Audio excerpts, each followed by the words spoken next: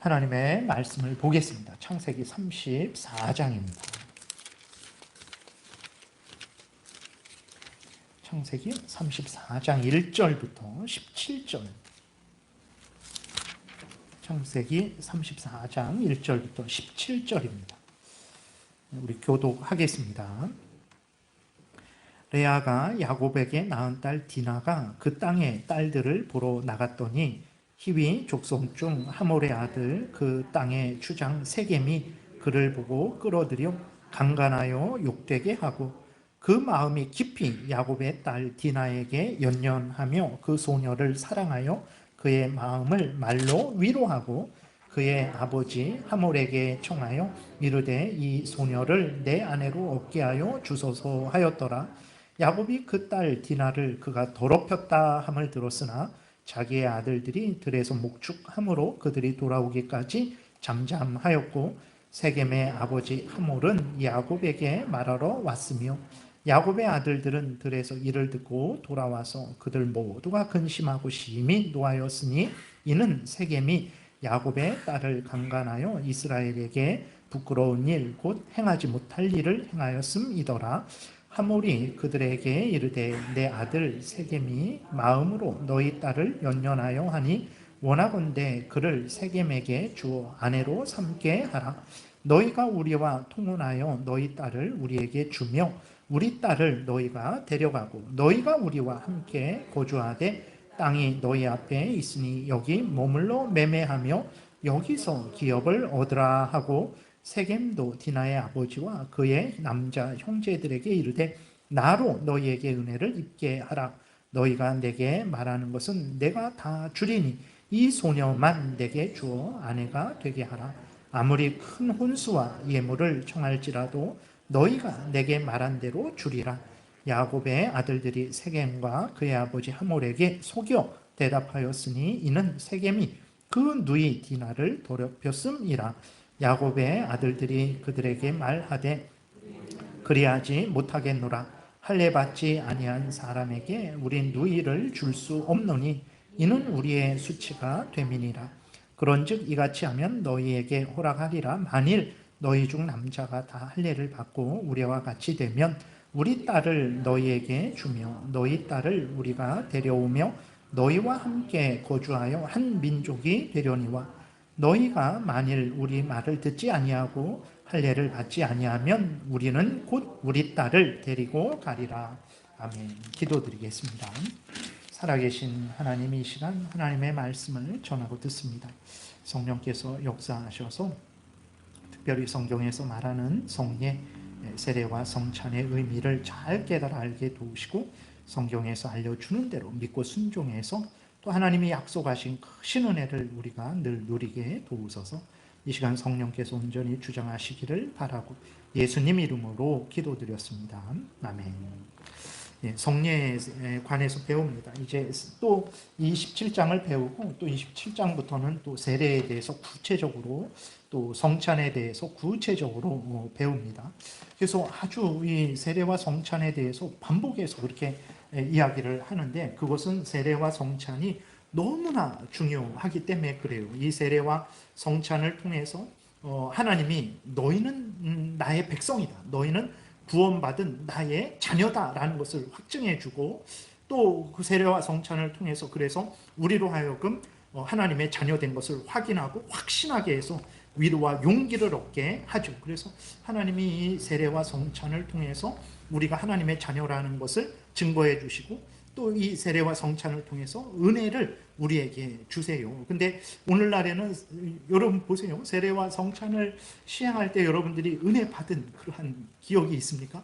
그러한 경험이 있습니까? 거의 세례와 성찬은 형식적으로 그냥 뭐 하나보다 예수님을 그냥 뭐 현충일 날 뭐 해서 6.25 때나 아니면 다른 때 나라를 위해서 뭐 희생한 사람들을 그냥 기억하게 하나보다 이런 식으로 그래서 세례와 성찬을 통해서 그냥 형식적이고 예수님을 그냥 기념하게 하나보다 이렇게 생각을 하니까 세례와 성찬을 통해서 은혜를 받지 못하죠. 그리고 그렇게 되니까 세례와 성찬이 소중하게 여겨지지 않는 거예요. 그렇게 되니까 세례와 성찬을 통해서 나를 확인하고 나의 구원을 확인하고 그래서 기뻐하고 즐거워해야 되는데 그 세례와 성찬을 하찮게 여기니까 다른 것을 통해서 한쪽으로는 신비주의, 신비한 체험, 음성 이런 걸 통해서 나를 확인하려고 하죠. 또 반대쪽으로는 이제 이 세상의 잘됨, 부유함, 뭐 높은 지위, 권세, 물질 많음 이런 것으로 나를 확인하려고 하는 거예요. 그러니까 교회가 왜 세속화되어 가냐 그랬을 때 우리들의 책임이에요. 세례와 성찬 하나님이 알려주는 대로 믿고 따르지 않으니까 그것으로 교회를 증거하고 나를 그리스도인됨을 증거해야 되는데 그것은 없어지니까 다른 것으로 교회를 증거하고 다른 것으로 나를 증거하려고 하는 거죠. 다른 것으로 구원을 증거하려고 하는 거예요. 그렇게 되니까 교회가 신비주의가 되는 것이고 세속화가 되는 것입니다. 그래서 세례와 성찬이 이렇게 중요하다는 것을 여러분들이 기억하셔서 계속 반복되지만 아주 마음에 깊이 새기고 잊지 않으시는, 그래서 다른 사람들에게 세례가 뭐예요? 누가 물어보면 세례는 이런 거예요. 성찬이 뭐예요? 성찬은 이런 거예요. 세례를 통해서 이런 은혜를 받습니다. 이런 것을 확인합니다. 성찬을 통해서 이런 은혜를 확인하고 우리가 기뻐하고 즐거워합니다 라고 전할 수 있는 여러분들이 되시기를 바랍니다. 그래서 지난주에 1항을 읽었는데 잠깐 요약하고 이제 하다가 멈춘 그 이후부터 다시 이렇게 우리가 살펴보겠습니다. 함께 읽겠습니다. 성례는 하나님께서 직접 제정하신 은혜 언약의 거룩한 표이자 인침이며 그리스도와 그의 은총들을 나타내고 그분 안에 있는 우리의 유익을 확신하게 하며 교회에 속한 자들과 세상의 나머지 사람들 사이에서 보이는 구별을 준다. 그리고 성례는 성도들로 하여금 하나님의 말씀을 따라 그리스도 안에서 하나님을 섬기는 일에 엄숙히 참여하게 한다. 그래서 성례는 뭐 바울이 만들어낸 것 아닙니다. 베드로가 만들어낸 것 아니에요. 교회에서 목사님들이 한번 할까 해서 만들어낸 것 아닙니다. 하나님이 직접, 예수 그리스도께서 직접 제정하신 거죠. 그래서 마태복음 18장에 교회에 세례를 주라 이렇게 명령하셨고, 고린도전서 11장도 그렇고, 또 이제 각 복음서의 그 마지막에 예수 그리스도께서 마지막 만찬을 행하실 때에 성찬을 제정하시죠. 이것은 내 몸이다. 이것은 포도주를 가지고 이것은 내 피다. 이것을 행하여 나를 기념하라. 이렇게 직접 성찬을 제정하세요. 그래서 세례와 성찬은 하나님이 예수 그리스도께서 직접 제정하신 것이기 때문에 교회는 반드시 행해야 돼요. 그러면 왜 제정을 하셨냐? 우리에게 큰 은혜를 주시기 위해서 이제 그 제정하신 거죠. 그래서 첫 번째로는 첫 번째 줄에 보니까 성례는 세례와 성찬이죠. 거룩한 예식, 세례와 성찬은 하나님께서 직접 제정하신 은혜 언약의 거룩한 표이자 인침이다. 은혜 언약의 표라는 거예요. 은혜 언약을 드러내는 표라는 거예요. 그러니까 예를 들어서 교통 표지판이 있잖아요. 교통 표지판이 이쪽으로 가라, 저쪽으로 가라, 뭐 속도를 줄여라, 뭐 속도를 빨리 내라. 교통 표지판처럼 세례와 성찬은 은혜 언약을 드러낸다라는 거예요. 은혜 언약이 뭡니까? 외워두세요. 여러분들이 이거는 그냥 외워두셔야 돼요. 어렵지 않아요. 은혜 언약이 왜 은혜 언약이냐? 인간의 행위에 근거한 것이 아니에요. 하나님의 은혜에 근거하죠. 인간의 행위, 공로에 의한 구원이 아니라 하나님의 은혜로, 예수 그리스도의 대속의 공로로, 십자가의 죽으심으로, 성령의 거듭나게 하심으로 우리가 죄 용서를 받고 구원을 얻게 하는 하나님과의 약속이거든요. 그렇기 때문에 은혜 언약이다라고 그렇게 말을 해요. 다 알고 있는 내용이에요. 은혜 언약의 당사자가 누구냐? 하나님과 택한 백성들이죠. 근데 차이가 있어요. 행위 언약, 아담과 맺은 언약은 하나님과 모든 인간들이 맺은 거예요. 하나님과 아담을 대표로 하는 모든 인간들과 맺은 건데, 은혜 언약은 하나님과 택한 백성들과만 맺은 거예요. 이것을 구별해야 됩니다. 그래서 예수 그리스도 안에서 택한 백성들과 맺은 거죠. 그 다음에 은혜 언약에 조건이 있어요. 조건은 무엇입니까? 구원자 예수 그리스도를 믿어야 돼요. 믿지 않고 구원 얻지 못합니다. 예수 그리스도를 믿어야 돼요. 근데 믿지 않고 구원 얻을 수 있는 사람들이 있어요. 누굴까요? 믿지 않고 구원 얻을 수 있는 경우가 있어요. 믿지 않고 구원 얻을 수 있는 사람들이 있어요. 아니 무슨 이단적인 말인가? 이단적인 말이 아니라 믿지 않고도 구원 얻을 수 있는데 누구냐면 뱃속에 그 태아들, 아니면 이제 갓난아기들, 태어나자마자 아주 그 어린 아기들, 그리고 또 어떤 그 정신적인 지체를 가진 장애인들은 믿지 않고도, 왜 그러냐면 뭐 뱃속의 태아가 무슨 말을 듣겠습니까? 뭐 음악을 들으면 뭐 좋아하고 뭐 그런다고 하지만 너는 죄인이다, 예수를 믿어야 된다, 그걸 어떻게 알겠어요? 그 갓난아기도 어떻게 알겠습니까? 그리고 정신지체아들이 어떻게 알겠습니까? 그런 사람들은 하나님의 은혜로 이렇게 믿지 않아도 구원을 얻을 수 있어요. 모든 태아가, 모든 정신지체아가 구원 얻냐? 그건 아니죠. 하나님의 택한 태아고 택한 정신지체아는 이렇게 정상, 이렇게 평범한 사람들처럼 믿음이 없어도 구원을 얻게 됩니다. 그러나 일반적으로는 믿어야 돼요. 일반적인 모든 사람은 예수 그리스도를 믿어야 돼요. 근데 그럼 믿는 것은 내 행위 아닙니까? 믿음을 성령을 통해 선물로 주시는 거예요. 내가 믿는 거죠. 근데 내 스스로 만들어낸 믿음이 아니고 성령의 은혜로, 성령의 역사로 만들어낸 믿음인 거예요. 그러니까 내가 믿는데 그 믿음도 조건인데 그 조건도 하나님이 채워주시는 거죠. 약속은 무엇입니까? 아니, 하나님이 참된 하나님이고 내가 죄인이고 그 다음에 예수 그리스도가 구주라고 믿는 게 무슨 대단한 공로입니까? 그건 사실이잖아요. 하나님이 참된 신 사실이잖아요. 내가 죄인 사실이잖아요. 예수님이 구주 사실이잖아요. 근데 그것을 믿는 게 무슨 공로가 되겠어요? 아무것도 아닌데 무슨 은혜를 주십니까? 영원히 지옥에 가지 않는 은혜를 주세요. 사탄의 종로로 타는 데서 벗어나는 은혜를 주세요. 죄가 얼마나 비참합니까? 여러분, 우리 예수 믿는 사람들이 이 땅에서 당하는 고난은요, 죄의 형벌이 아니에요. 죄의 형벌은 지옥에 가는 겁니다. 어떤 사람이 뭐 남을 저주했어요, 도둑질을 했어요, 나오다가 넘어졌는데 코가 깨졌어요. 아이고, 내가 형벌을 받았다. 아닙니다. 저주하고 도둑질한 형벌은 지옥에 가는 거예요. 코가 깨지는 정도로 그렇게 뭐 되는 게 아닙니다. 그 죄로 인한 비참함, 우리가 이 땅에서 비참함을 당해야 되고 지옥의 형벌 받아야 되는데 하나님께서 그 비참함으로부터 건져주는 거죠. 그래서 그리스도인들이 이 땅에서 당하는 고난은요, 죄에 대한 형벌이 아니라 징계입니다. 징계. 그 죄를 통해서 하나님이 우리를 회개케 하고 연단케 하고 천국을 소망하게 하고 이웃을 사랑하게 하는 도구로, 선한 도구로 사용되는 거예요. 그래서 내가 고난을 받을지라도 너무 두려워하지 않을 것은 하나님이 그 고난을 나로 지옥의 형벌을 맛보게 하고 지옥에 가게 하는 그걸로 사용하시는 게 아니라 나를 하나님의 자녀로 더 성숙하고 거룩하게 만드는 도구로 사용되기 때문에 고난이 있을 때 너무 불안해하지 않으셔도 되고 하나님으로부터 사랑을 못 받는다 이렇게 의심하지 않으셔도 되는 거예요. 그러니까 구원을 주시는 거죠. 그래서 다 은혜죠. 죄인들이 하나님이 죄인들과 우리들과 무슨 우리들에게서 덕을 보시겠다고 우리 낮아지셔서 우리와 계약을 맺으시겠습니까? 그럴 필요 없는데 그렇게 해주셨어요. 예수 그리스도를 우리 대신 십자가에 못 박혀 죽게 하셔서 우리를 죄 용서해 주시고 지옥 가지 않게 하고 구원해 주신 거죠.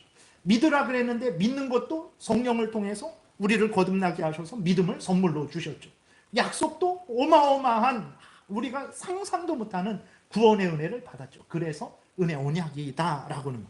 그럼 세례와 성찬을 통해서 우리가 바로 예수 그리스도, 하나님의 은혜로 예수 그리스도를 믿음으로 죄 용서함 받아서 하나님의 자녀가 되었다라는, 그것을 세례와 성찬이 이 은혜 언약을 가르쳐 준다라는 거예요. 그래서 여러분들이 세례와 성찬을 받기 전에 세례와 성찬이 내가 하나님의 은혜로 예수를 믿어서 죄 용서함을 받고 지옥에 가지 않고 천국에 가게 됐다라는 이 의미를 생각하고 여러분들이 내가 세례 받을 때 다른 사람이 세례 받을 때 참여해야 되고, 또 우리가 성찬을 받을 때 이 은혜 언약을 생각하면서 성찬에 참여해야 됩니다. 성찬에 사용되는 물을 통해서 예수의 피가 나의 죄를 씻었구나, 예수가 죽음으로 내가 죽지 않게 됐구나, 성찬 때 구별된 포도주와 떡을 통해서 예수님의 살과 피가 나의 참된 양식으로 제공되고 있구나, 이것을 깨달아 알아야 되는 거예요. 그래서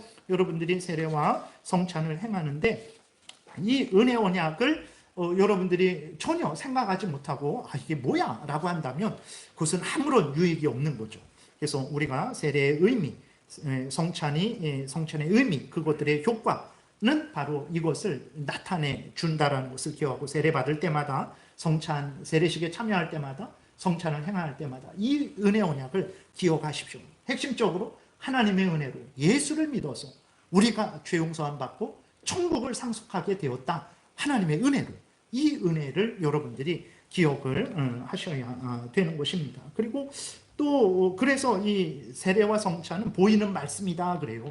말씀을 통해서 예수님에 의해서 우리가 구원받았습니다, 이것을 깨닫잖아요. 근데 세례와 성찬을 통해서도 하나님의 은혜로 예수님을 믿어 구원 얻는구나, 이것을 깨달으니까 성찬을, 세례를 보이는 말씀이다 라고 이렇게 말을 하기도 하고, 세례와 성찬을 잘 활용하면 은혜를 받는 수단이 되는 거죠. 그래서 세례와 성찬을 활용하지 않으니까 은혜를 받지 못하는 거예요. 세례와 성찬의 의미를 알고 참여하게 되면 이러한 은혜를, 하나님이 나를 사랑하는구나, 나를 구원하셨구나, 내가 하나님의 자녀 되었구나 라는 것을 확인하고 확신할 수 있게 되는 것입니다.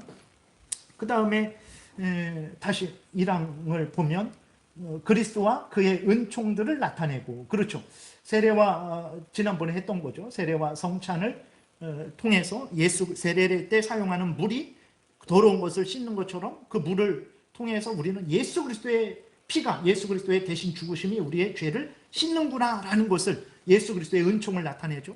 그리고 성찬 때 떡과 포도주를 통해서 떡이 예수 그리스도의 살을, 포도주는 예수 그리스도의 피를, 그래서 그 예수 그리스도의 살과 피가 우리의 참된 음료요 양식된다라는 것을 그렇게 깨달아 알아서 그리스도와 그의 은총들을 우리가 이렇게 깨닫고 확인하고 확신하게 되는 것이고, 그분 안에 있는 우리의 유익, 우리가 예수 그리스도 안에 있구나, 이것을 확인을 하게 되는 거예요. 그래서 바르게 여러분들이 예수 그리스도를 믿었잖아요. 그래서 교회에서 확인이 되어서 세례를 받았잖아요. 세례를 받고 성찬에 참여하게 되잖아요. 그러면 여러분들은 내가 하나님의 자녀구나, 세례를 통해서 내가 하나님의 자녀 된다라는 것을 하나님이 오늘도, 이번 달도 확인시켜 주는구나, 이번 주에도 확인시켜 주는구나, 세례와 성찬을 통해서 하나님이 내가 하나님의 자녀 되었다라는 것을, 구원받았다라는 것을 도장 찍어 주시는구나, 인쳐 주시는 거예요. 도장 찍어 확인시켜 주시는 거예요.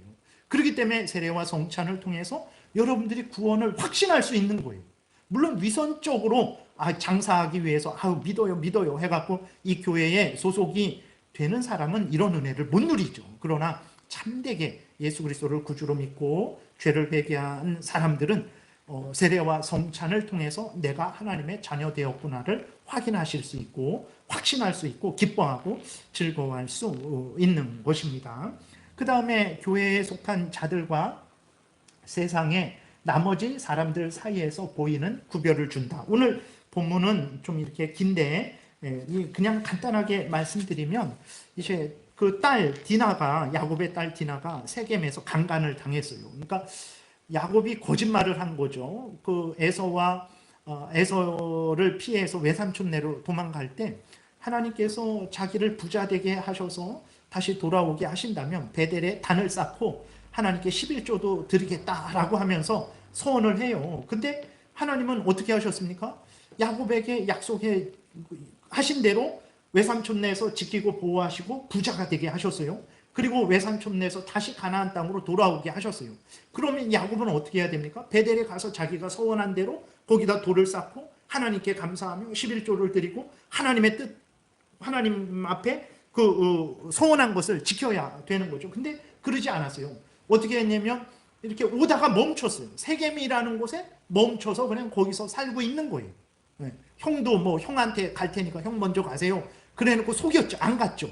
그리고 하나님한테 그 서원해놓고도 그 서원을 지키지 않은 거예요. 그래서 그 세겜에서 살다가 그 세겜 족속에게, 세겜에게 그 히위 족속의 그 추장의 하몰의 아들 세겜에게 그 야곱의 딸이 강간을 당하게 된 거예요. 근데 참 강간한 세겜, 나쁜 죄인이죠. 근데 그 세겜이 딸 디나를 사랑해서 결혼하게 해달라고, 그렇게 결혼하게 해달라고 야곱과 야곱의 아들들에게 요구를 한 내용인 거거든요. 근데 그 야곱의 아들들, 그 세겜의 오빠들이, 야곱의 12 아들들이 거절을 해요. 거절을 하는데 왜 거절을 합니까? 14절 오늘 본문 보게 되니까 야곱의 아들들이 그들에게 말하되 우리는 그리하지 못하겠노라. 할례 받지 아니한 사람에게 우리 누이를 줄 수 없노니 이는 우리의 수치가 됨이니라. 그러는 거예요. 그러니까 할례는 무슨 표시냐면 하나님의 백성된 표인데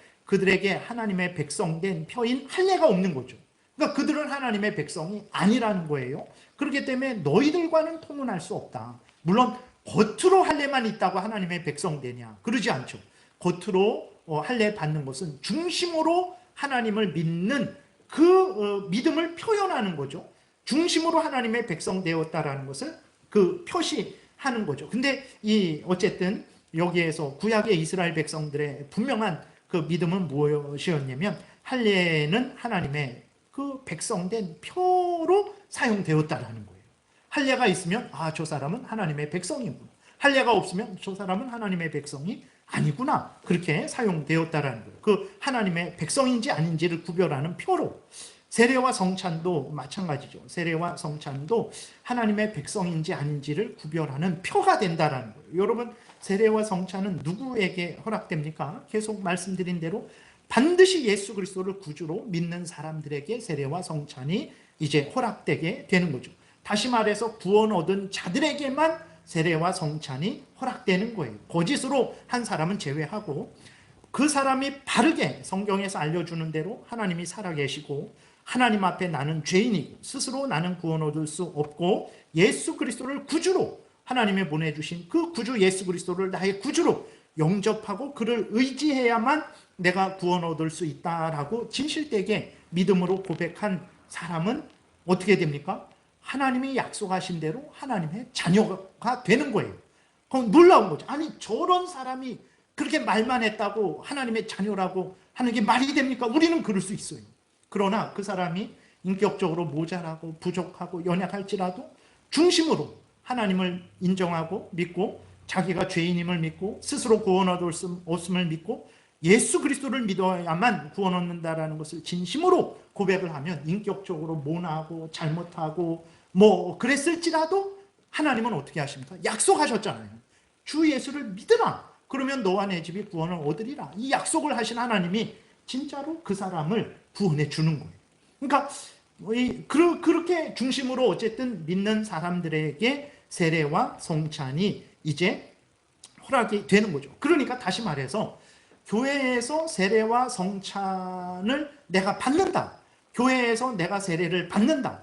그리고 교회에서 성찬이 행해지는데 그 성찬에 내가 참여한다. 그러면 그것을 무엇을 말합니까? 나는 하나님의 자녀가 되었다. 나는 그리스도의 백성이다. 나는 하나님의 자녀고 하나님은 나의 아버지다. 다른 말로 하면 나는 구원받았다라는 것을 확인하는 표가 된다라는 거예요.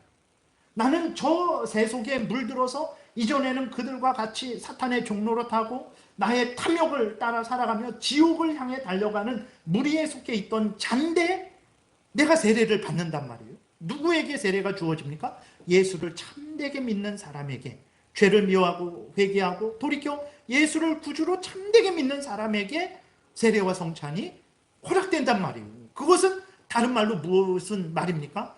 하나님의 자녀된 자들에게 세례와 성찬이 이제 허락이 되는 거죠. 그래서 내가 세례와 성찬을 받는 것은 내가 하나님의 백성 되었다라는 거예요. 저 죄인된 무리들에게서 내가 구별되어서 하나님의 나라의 백성이 되었고 하나님의 자녀가 되었다라는 것을 표시해 준다라는 거예요. 물론 그렇지 않은 경우도 많아요. 위선적으로 고백하는 사람도 있고 교회가 그 마음 중심을 볼 수 없잖아요. 그래서 그냥 고백하는 것에 근거해서 하니까 거짓된 사람들도 있죠. 그러나 대부분 올바르게 믿는 사람들에게 세례와 성찬이 시행되는 것이고 그것이 바로 그 사람이 하나님의 자녀다라는 것을 증거해 주는 거예요. 여러분들이 하나님의 자녀라는 것을 무엇으로 증거하고 있어요? 한번 생각해 보세요. 정말 이 말이 거짓말인가? 교회에 속한 자들과 세상의 나머지 사람들 사이에서 보이는 구별을 해준다는 거예요. 세례와 성찬을 받는 것이 이 사람은 하나님의 자녀입니다. 이 사람은 구원받은 자입니다라는 것을 보여준다라는 거예요.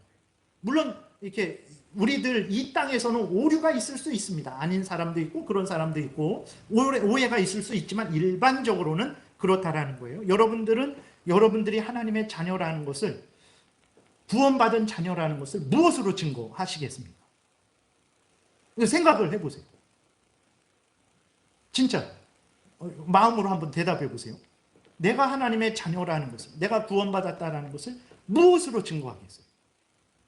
큰 공로를 세운 것으로 증거해야 되지 않을까요? 아니면 내가 어떤 질병에 걸렸다가, 죽을 병에 걸렸다가 난 것으로 증거해야 되지 않을까요? 그래도 어느 정도 내가 부유하게 된 것으로, 자식이 잘 된 것으로 증거해야 되지 않을까요? 근데 성경을 보세요. 하나님이 너는 나의 자녀다라는 것을 무엇으로 증거하시는지, 그런 걸로 증거 안 하십니다.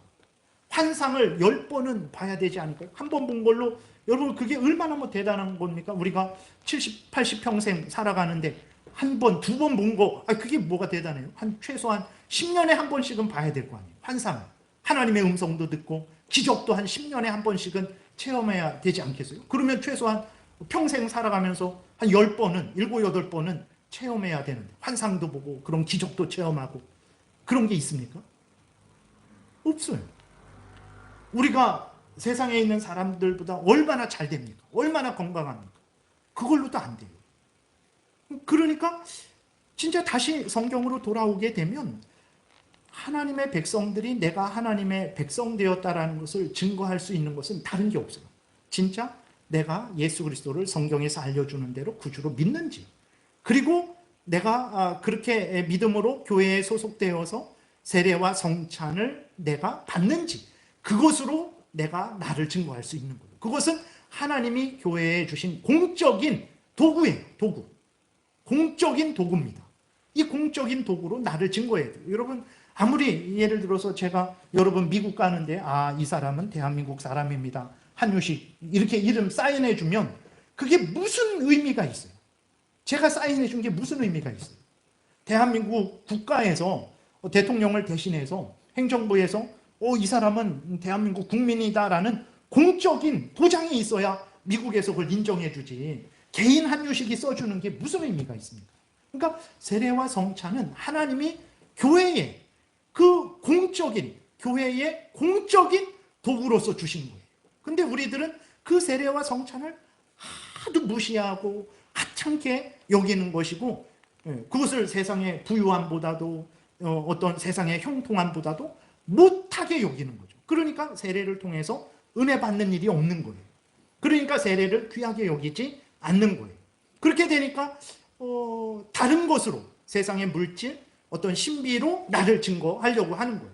그렇게 되니까 세례와 성찬을 우습게 여기니까 세례와 성찬을 시행하는 교회가 우습게 여겨지는 거예요.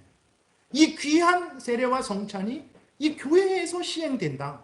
그러면 이 교회는 얼마나 소중한 것인가? 하나님이 세우신 이 질서는 얼마나 소중한 것인가? 우리가 생각하게 되고 교회를 사랑하게 되죠. 근데 세례와 성찬을 모르니까, 하찮게 여기니까 세례와 성찬을 시행하는 교회가 우습게 여겨지는 거예요. 큰 교회, 많은 교회, 대단한 세상에서 인정받는 목사, 이것이 더 소중하게 여겨지게 되는 거예요. 그러니까 세례와 성찬이 아무것도 아닌 것 같은데 엄청나게 큰 이렇게 전체와 연관되어 있다라는 것을 우리가 기억해야 되는 것입니다. 세례와 성찬의 이 의미를, 첫 번째, 은혜 언약의 거룩한 표다. 예수 그리스도와 그의 은총을 나타낸다. 우리가 그분 안에 있는 그 유익을 확신하게 한다. 우리가 교회에 속한 자들이다. 다시 말해서 하나님의 백성 되었다라는 것을 나타낸다. 이런 의미가 있다라는 것을 모르니까 세례와 성찬을 해도 은혜 받지 못하는 거죠. 그 다음에 그런 의미를 모르니까 지금 내가 세례와 성찬을 받고 있고 다른 사람도 진실되게 세례와 성찬을 받고 있어요. 그러면 다른 사람이 세례와 성찬을 받고 있는 것은 무엇을 나타냅니까? 나만 하나님의 자녀가 아니라 저 사람도 하나님의 자녀구나. 이 사람도 하나님의 자녀구나. 그러면 나의 형제 자매구나. 예수 그리스도 안에서 형제 자매구나. 그럼 어떻게 해야 됩니까? 내가 이 사람을 사랑하고 저 사람을 사랑해야 되는 거예요. 근데 세례와 성찬의 의미를 모르니까 같이 세례와 성찬을 받는데 같이 미워하는 거예요. 서로 싸우는 거예요. 세례와 성찬의 의미를 알면 절대로 그럴 수 없습니다. 물론 문제가 있어서 서로 싸웠어요. 그럼 하나님께 회개하고 서로 화해할 수밖에 없어요. 왜 그러냐면 참된 형제라는 것을 우리 교회에서는 매월마다 그것을 증거해 주고 있는 거죠. 그런데도 계속 싸운다? 그것은 참 심각한 문제가 있는 거죠. 그래서 세례와 성찬이 이렇게 귀한 세례와 성찬이 교회에서 행해지는데 그 세례와 성찬이 행해지는 그 귀한 성찬이 행해지는 그 교회를 소중히 여기지 않게 되는 거죠. 건물로만 평가하고 사람의 숫자로만 평가하고 그렇다고 큰 교회가 나쁘다라는 게 아니고 어쨌든 교회는 교회로서의 소중함이 있는 것입니다. 작은 교회든 큰 교회든 예수 그리스도께서 그 교회의 머리가 되어주셔서 그 교회를 다스리시고 인도하시는 거죠. 그러니 큰 교회든 작은 교회든 얼마나 소중하고 귀하고 중요합니까? 근데 세례와 성찬의 의미를 모르니까 이제 교회도 우습게 여겨지게 되는 거죠. 그리고 끝으로 성례는 성도들로 하여금 하나님의 말씀을 따라 그리스도 안에서 하나님을 섬기는 일에 엄숙히 참여하게 한다. 세례를 받을 때마다 예수의 피로, 예수님이 죽으심으로 내가 살게 되었구나. 예수님의 살과 피가 나의 참된 양식이 되고 음료가 되어서 내가 살아가고 있구나. 그러면 내가 나의 구주 예수 그리스도, 나를 구원하신 예수 그리스도, 지금도 나를 살리시는 예수 그리스도를 나도 사랑해야지. 나도 예수 그리스도를 위해서 살아가야지라는 그러한 마음을 갖게 된다라는 거예요. 세례와 성찬을 바르게 이해하고 참여할 때 이렇게 되는 것입니다. 그래서 로마서 6장 3절에 보게 되면 무릇 그리스도 예수와 합하여 세례를 받은 우리는 세례받는 것은 예수 그리스도와 합해지는 것입니다. 그러니까 이전에 믿음으로 예수 그리스도와 합해졌죠. 그것을 세례를 통해서 너가 예수 그리스도와 합해졌다라는 것을 다시 한번 확인시켜 주는 것이죠. 무릇 그리스도 예수와 합하여 세례를 받은 우리는 그의 죽으심과 합하여 세례를 받은 줄을 알지 못하느냐? 예수를 믿는 자는 예수 그리스도와 연합되는 것이고 예수 그리스도와 연합된 것은 예수 그리스도가 죽었잖아요. 그게 내 죽음이 되는 거예요. 내가 죽어야 되는데 예수님이 죽은 게 내 죽음이 되어서 나는 안 죽어도 되는 거죠. 예수님이 부활하셨잖아요.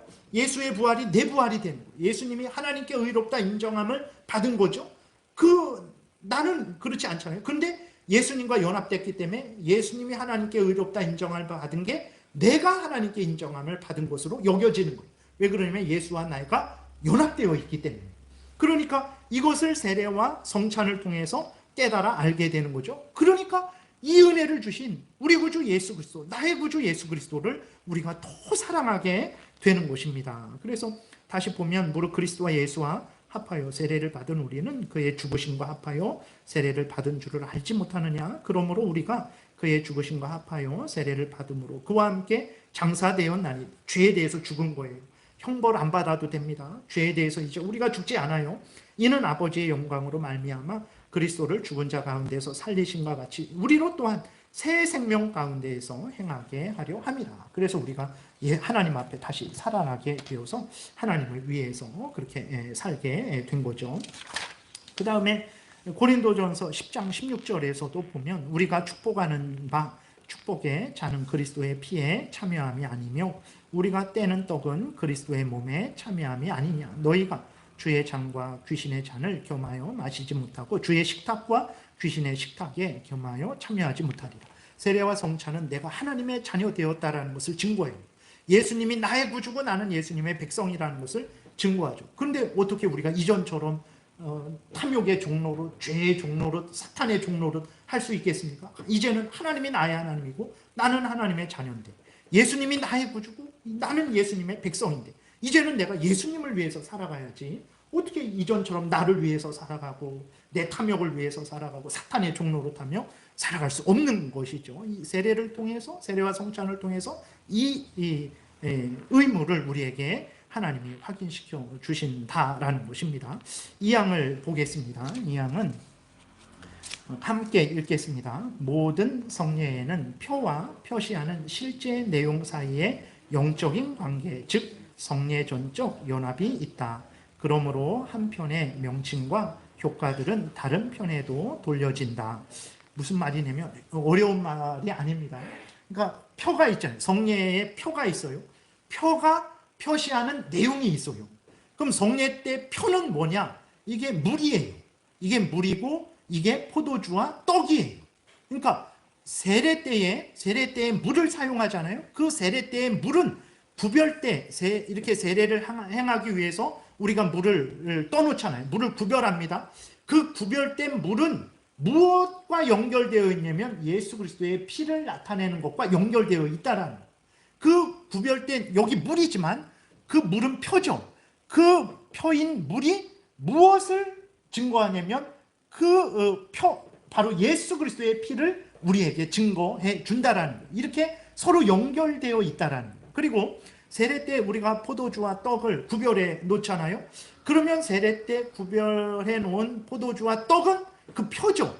근데 그냥 떡과 포도주인데 믿음 안에서 바르게 그렇게 세례 때, 성찬 때 사용하는 떡과 포도주는 무엇과 연결되게 하시냐면 하나님이 예수 그리스도의 살과 피와 연관되게 하시는 거예요.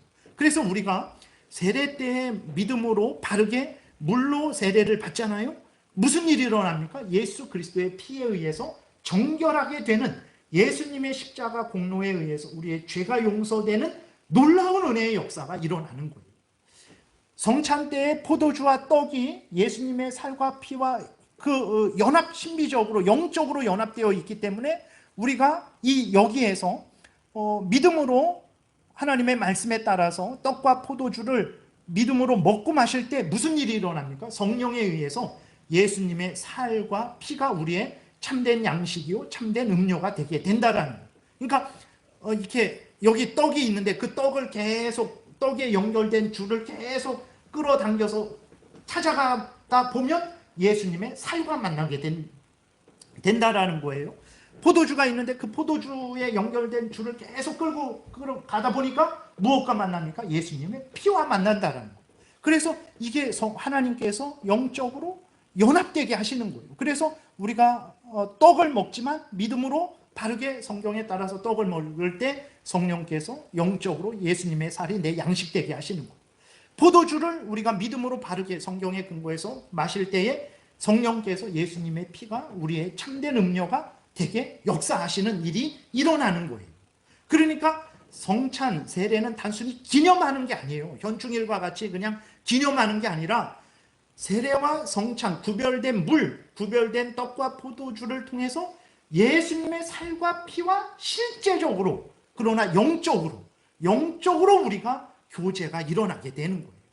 그렇기 때문에 세례와 성찬을 할 때에 미리 광고하는 거예요. 반드시 회개하고 참여하십시오. 그리고 그 의미를 분명히 기억하고 참여하세요. 라고 그래서 광고를 하는 거예요. 물론 매주일 예배 드리는 것은 매주일 예배 드리니까 다음 주 예배 드립니다. 다음 주 예배 드립니다. 안 하죠. 그럼 당연히 매번 예배 드리니까. 근데 성찬은 우리가 아무리 우리 교회도 많이 자주 하는 편이에요. 1년에 12번, 다른 행사 있으면 중간에 한 번씩 더 하고, 다른 교회에서는 1년에 4번, 아니면 1년에 2번을 해요.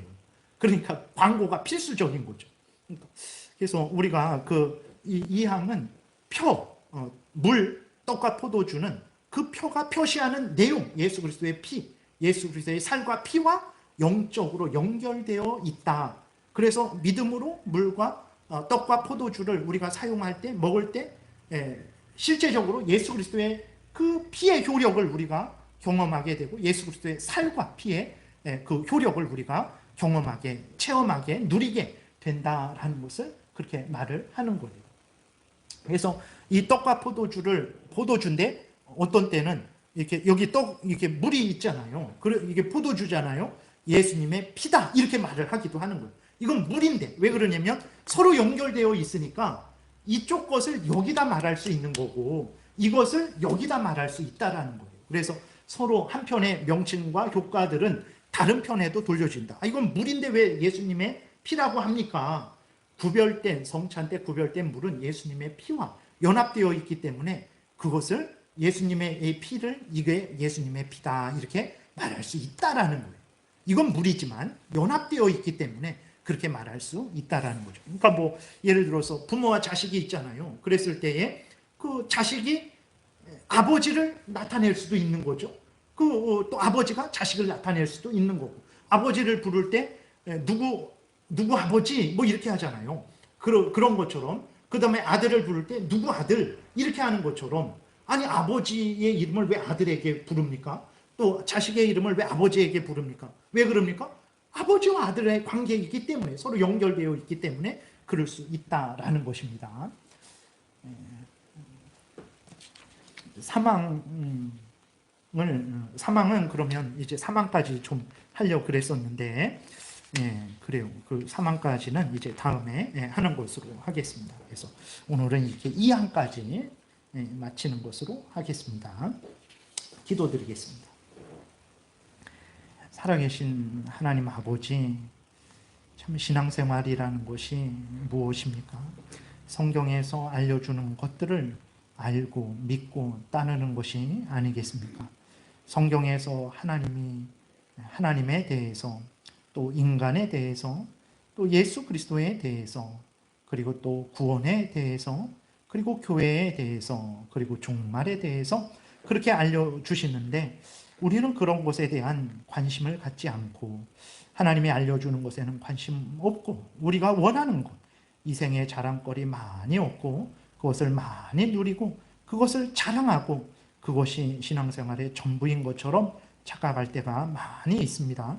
하나님 은혜를 내려주셔서 내 마음대로 신앙생활하게 하지 말게 하시고, 성경에서 알려주는 대로 믿고 따라서 하나님께 칭찬받는 신앙생활이요, 하나님의 영광을 드러내는 신앙생활이요, 하나님의 뜻을 이루는 신앙생활이요, 많은 사람을 유익하게 하는 신앙생활이요, 또 내가 하나님께 인정받는 복된 신앙생활 하게 도우소서. 감사드리고 예수 그리스도의 이름으로 기도드렸습니다. 아멘.